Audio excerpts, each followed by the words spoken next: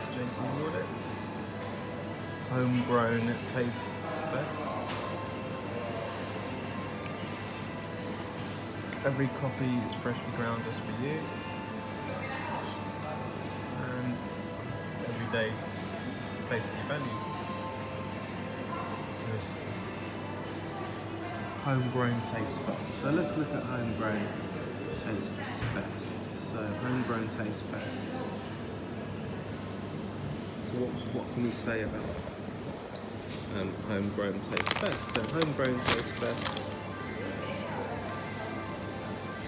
So homegrown tastes best is pretty much a racist statement in some people's eyes. It refers and perpetuates the myth that anything close to you, ideally in your own back garden, but if not in your own back garden, then in your own county or in your own country, is better than something that's, say, in Europe, if you live in Europe, or something in another country. I'm talking about things from the UK. So something where we're saying that would we want to have something that is in the UK, or would we want to have something that's in another country? Homegrown tastes best is naturally a racist statement from walkers. Some people will like to look at that statement and see if it just has echoes in ecology and nothing else, or does it tend to the Farage, stretching to the right, stretching to the gas chambers that murdered the Jews. So we really need to look into innocent statements like homegrown tastes best from walkers. What does it really mean? What's it subtly telling us? Because why would companies spend £1 a year on advertising if it didn't work? So that is the thing really to consider. So let's look at another statement from Greg's. This is Greg's, but I'm not really singling out Greg's because this is not just about Greg's.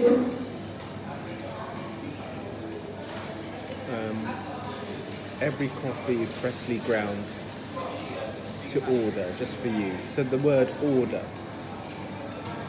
they didn't have to use the word order. They could have said every coffee is freshly ground for you. And the fact that they put into order is harking back to a colonial time when boots were clicked, when stiff upper lips were present, and where the British had a vast empire, often oppressing, and this isn't against the British Empire, because Muslims take many forms, many forms. Some Muslims look like the working class Muslim, like this man, who you see shortly. This man looks like any ordinary man, you know. But, you know, in essence,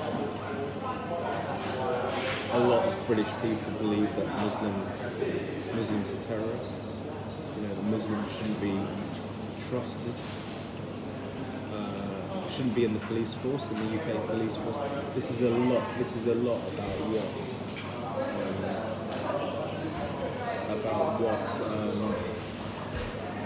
about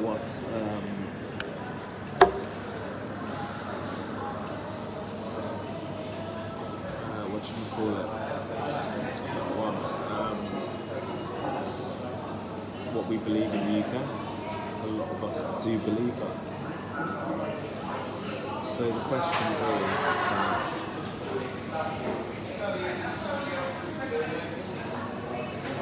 the question I suppose is, you know, what does a Muslim look like? Because this, believe it or not, is a UK-born Muslim, looking relatively normal, relatively, you know, non-Muslim. The good to see you was, of course, said normally, but in fact, you know, is this a wolf within our midst? A lot of English people would believe this. The Muslims are in fact wolves in our midst, ready to spring at any point, screaming Allahu Akbar, drawing machetes.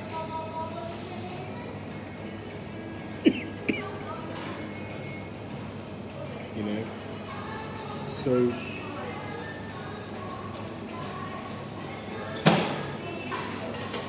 let's look at the Muslim religion here. Let's have a look.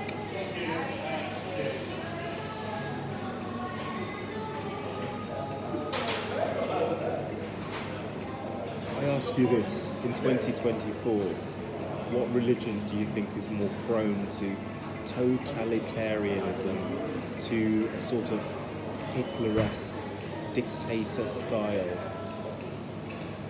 that, you know, would condemn another people, that would rule with one sole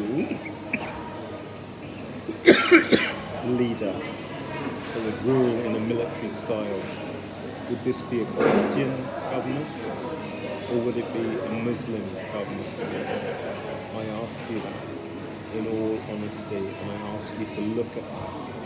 All my viewers, my dear viewers that have been with me for many, many months, some even approaching a year now, viewers that refuse to unsubscribe to this channel, that refuse to kowtow to the popular,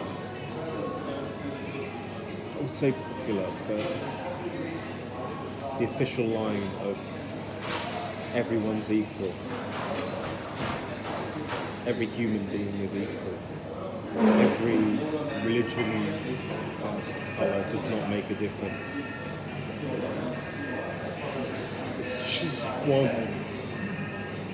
just one quagmire of the same colour.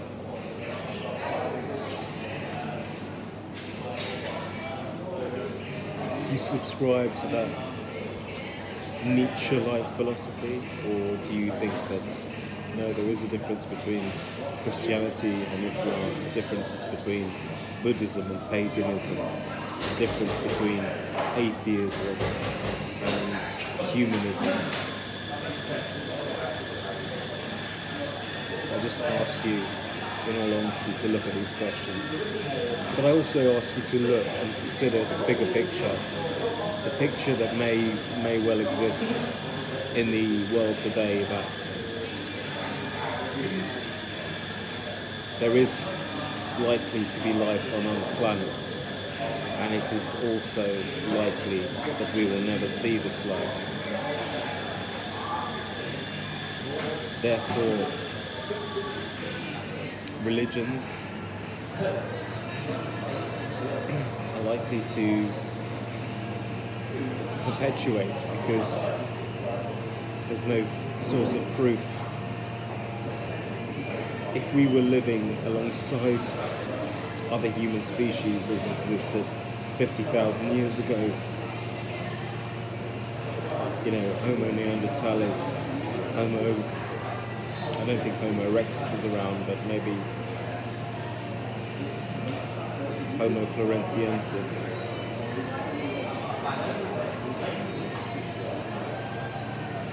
And maybe a few other Homo species. if we were living with these species, it would be all too obvious that Adam wasn't perfectly formed 6,000 years ago. Our links to the animals would be more clearer, say 50,000 years ago, when we were hunter-gatherers.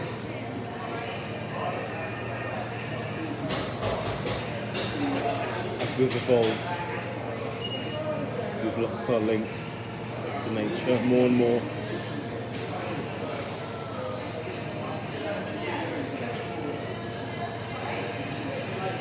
And I ask you to look at this bigger picture, along with the picture that there are other species on this earth. There are the crocodiles.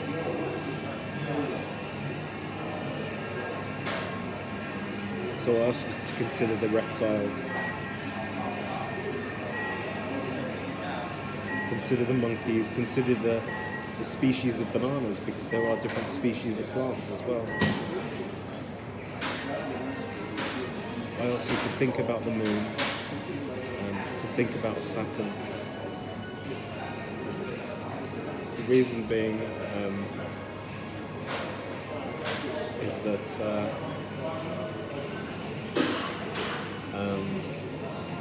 if you think about Saturn as well, then this is kind of important,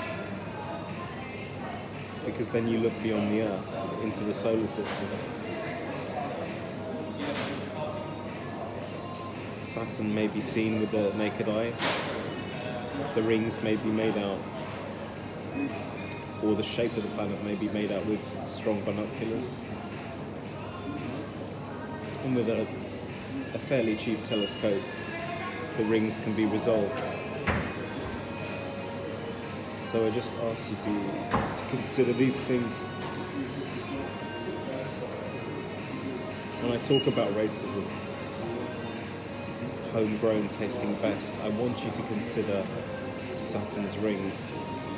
I need you to consider them. But also I want you to look outside our solar system. When I say our,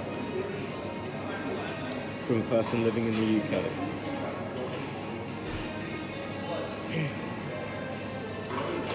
Which is essentially an island. Wait, not for the Channel Tunnel. I want you to just look a bit wider than that, and look a bit outside that, and really think about how, you know, things just could really look a little bit beyond that. So just look beyond that, look.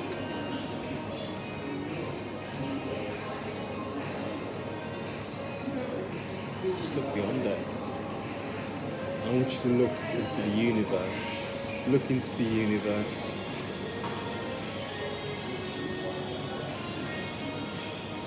Further than the solar system. I want you to look at the other stars.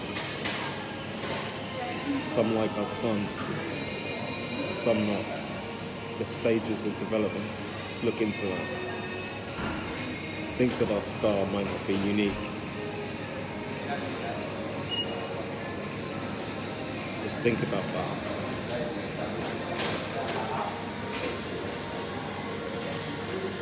For a few moments.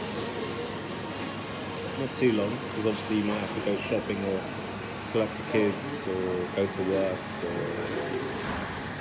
go to the loo, tidy your father's house, vacuum. You might have to fix something. But I just ask you to consider racism in this broader picture. Consider the way a lion sinks their teeth into an antelope in order to kill.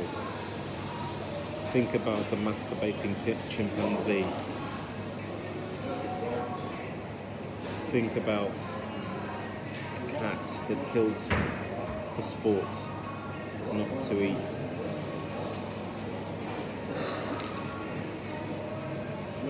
Think about these things.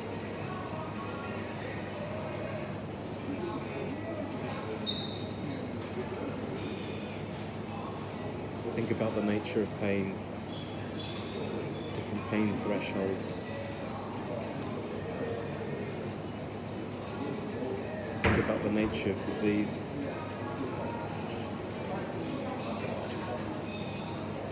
Think about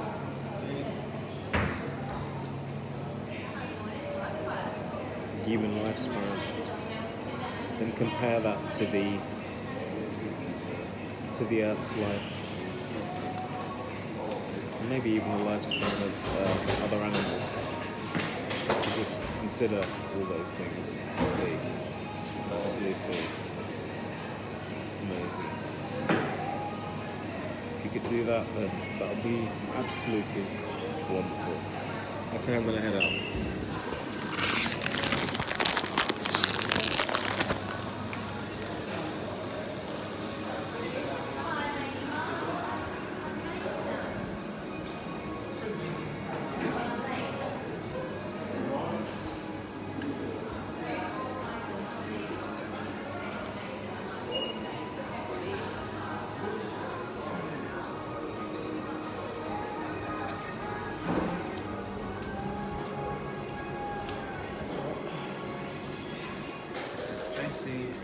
Signing out.